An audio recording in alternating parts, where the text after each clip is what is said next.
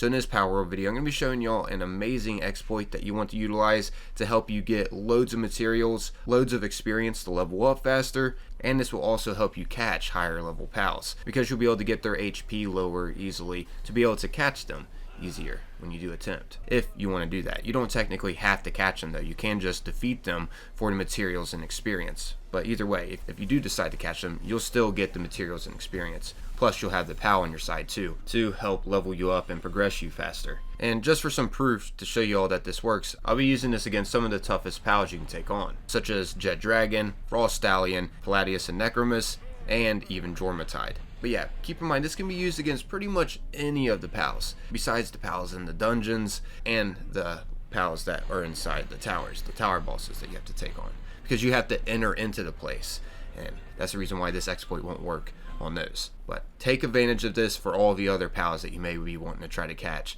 early. This will definitely help you out. Also, be sure to stick around till the end if you are curious about any of these PAL stats that I catch during this video. All of these are extremely good, you'll see. So yeah, sit back, relax, and hope you all enjoy this video. If you do, consider leaving a like on it. The support is greatly appreciated. Let's see if we can get this video to surpass, I don't know, like 500 likes or something. That'd be awesome to see. As always, that's totally up to you if you want to take the time to support the video. Just leave a reminder here in the beginning before I get into all of this. But yeah, on that note, let's go ahead and get into all of this now. Enjoy. So to start this off, let's go up against Palladius and Necromus using this exploit, which they're located right up here. But yeah, there's this exploit that you all can abuse to easily defeat the bosses. All you gotta do is place your base kind of nearby the boss fight. I'm sure you guys are already thinking about what's about to take place here. If you don't know, well, we're about to be placing our base nearby and then spawning a bunch of PALs.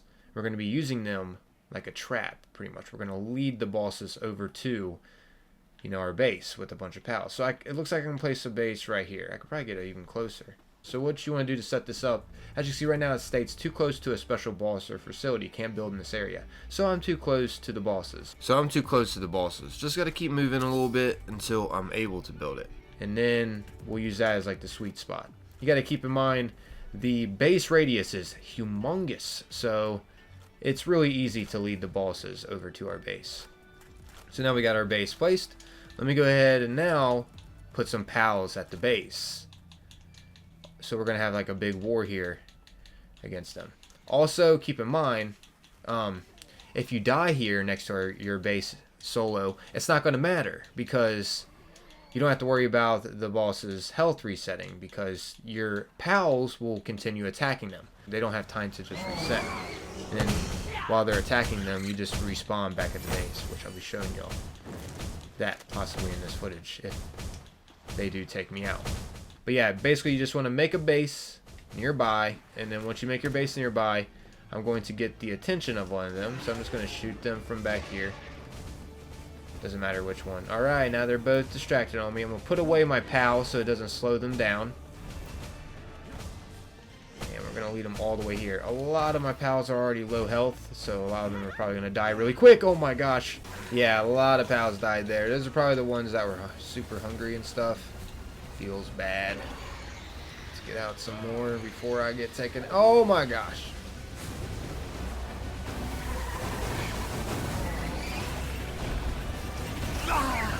Okay, they just got me. Now I can show you I could just respawn back here and my PALs will continue attacking them so they won't be able to reset their health. It's nice. So yeah, if you're doing this solo, you don't have to worry about a reset to happen, as long as your PALs just, stay alive and keep attacking. Also, be sure to spawn out your own PAL to help do some work too.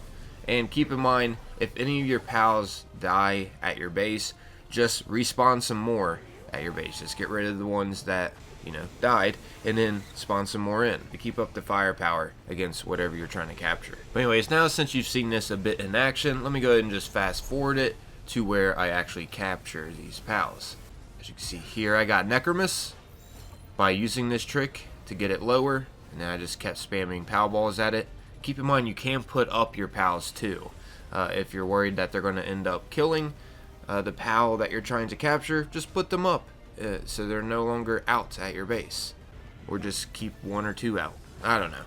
But yeah, as you see, I did capture Necromus and I captured Palladius as well. Yeah. Now let's move on to Frostlion. Once again, we're doing the same thing here. Just want to prove to you all that this trick is actually really handy and works. So yeah, I'm going to go ahead and just put my base right here. And then, once I place my base, get out a bunch of PALS. Now I'm going to want to lead Frostlion over. And my PALS are about to go to war on Frostlion.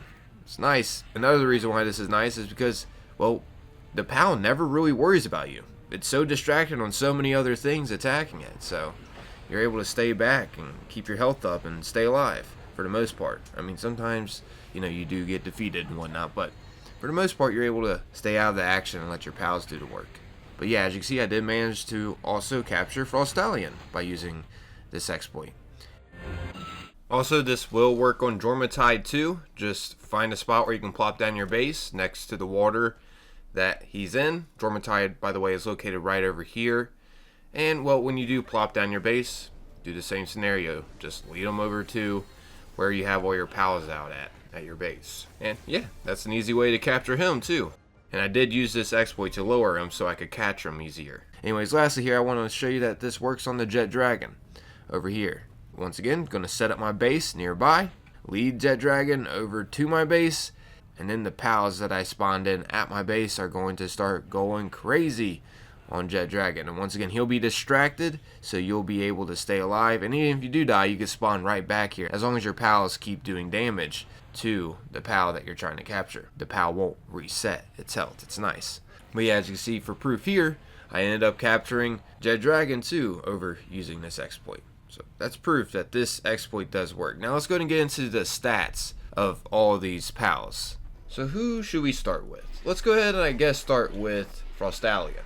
Frostlion's partner skill is that it can be ridden as a flying mount, and it changes the player's attack type to ice and enhances ice attacks while mounted. So win-win.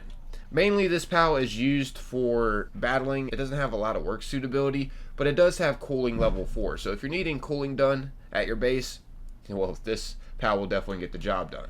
As you see, the passive skills that I got on it are Legend. This increases attack and defense by 20% and increases movement speed by 15%. So a great passive skill to get. This is also a good one, Ice Emperor, which just makes it so I get 20% increase to ice attack damage. And there's Sirius, which this is a great passive skill as well. Work speed plus 20%, but I really don't want this on Frostlion personally because I'm not really using it at my base that much. Anyways, lastly we got Earthquake Resistance. 10% decrease to incoming earth damage. So yeah, that's Frostlion. Next up here, let's go over Necromus. Necromus can be ridden and it can double jump while mounted. That's its partner skill. Its passive skills is Legend, which increases attack and defense by 20% and movement speed by 15%. Also has Lord of the Underworld for a passive skill, and this increases dark attack damage by 20%. And lastly, it has Clumsy. This gives me a negative 10% work speed, unfortunately. But yeah, mainly this PAL also is used for attacking, but it can be kind of beneficial at your base. It does have Lumbering level 2 and Mining level 2, so all in all, it's not a bad PAL also to have around at your base. Anyways, now let's go ahead and cover Palladius, which I believe this one is the better one out of them. The reason why is because this one, as you can see, can triple jump while mounted. Necromus can only double jump when you're riding it. So, yeah, that's pretty cool. Anyways, going over to its work suitability, it also has Lumbering and Mining level 2. So the same as Necromus. Anyways, down here at the passive skills, as you see, I got Legend, which you guys should know what that is. I covered that plenty in this video. Celestial Emperor. This gives you a 20% increase to neutral attack damage, and it has Nimble. This gives it a 10% increase to movement speed. Anyways, next up here we got Jet Dragon, or Dragon, whatever you want to call it. This one can be ridden as a flying mount and can rapidly fire a missile launcher while mounted. It's extremely fast moving around too, when you are officially able to fly on this thing. It's the fastest flying mount. Also, it has Legend, which you already should know what that does. Divine Dragon, I've covered it twice. Divine Dragon, this increases dragon attack damage by 20%, and it has Pyromaniac, increased to fire attack damage by 10%. And over here for the work suitability, it has Gathering level 3. So yeah, not really the most beneficial at your base, but really beneficial getting around and, of course, battling other PALs. Now lastly here, let's cover Jormatide, which is probably the best water PAL that you can use as a mount. As you see, its partner skill is that it can be ridden to travel on water, and while mounted, it prevents stamina depletion while moving over water. so you can keep up speed while riding this. So that's the reason why it's probably the best water PAL that you can possibly ride around. Anyways, as you see, for its work suitability, it has watering level 4, so if you're needing some watering done, this guy can definitely get the job done. Anywho, for its passive skills, it's got Lord of the Sea. This gives it 20% increase to water attack damage. It also has Heated Body. This gives a 10% decrease to incoming ice damage, and I also got Pyromaniac on it. This gives it 10% increase to fire attack damage. All in all, some great PALs to get your hands on, and you can easily catch them by doing this trick. Well, at least you can easily lower them to be able to catch them easier. It's not as much of a struggle because you have multiple PALs helping you out, and you can just revive yourself without worrying about the PAL resetting its health. And to top it off, this exploit can be used with any PAL that you're trying to catch, which the result of that is if you do manage to catch some higher leveled PALs, not technically these same ones, but a little higher level than you are, since you'll be able to, that will help you level up faster and progress faster because you'll have some better PALs that will be able to help you since you're able to, get them low enough to catch them by using this exploit. But yeah, I'm out of here, everyone. As always, thanks for taking the time, watching and listening. Hopefully this does help out. Until next time, guys, peace.